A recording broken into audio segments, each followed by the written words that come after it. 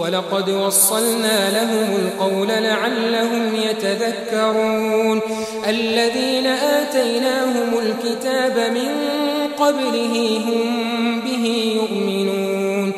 وإذا يتلى عليهم قالوا آمنا به إنه الحق من ربنا إنا كنا من قبله مسلمين أولئك يؤتون أجرهم مرتين بما صبروا ويدرؤون بالحسنة السيئة ومما رزقناهم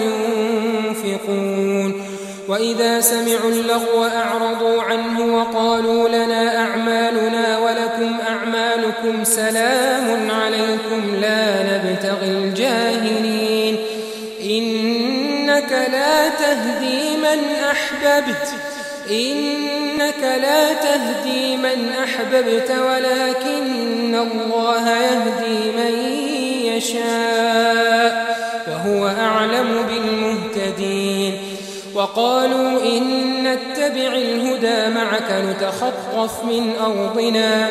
أولم نمكن لهم حرما آمنا يجبى إليه ثمرات كل شيء رزقا من لدنا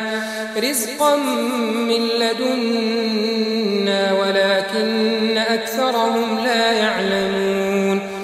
وكم أهلكنا من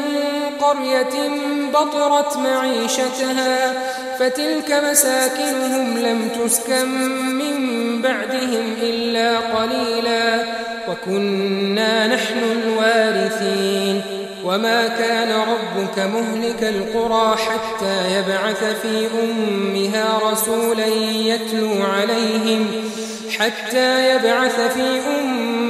رسولا يتلو عليهم آياتنا وما كنا مهلك القرى إلا وأهلها ظالمون وما أوتيتم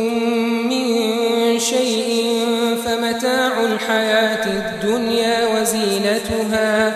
وما عند الله خير وأبقى أفلا تعقلون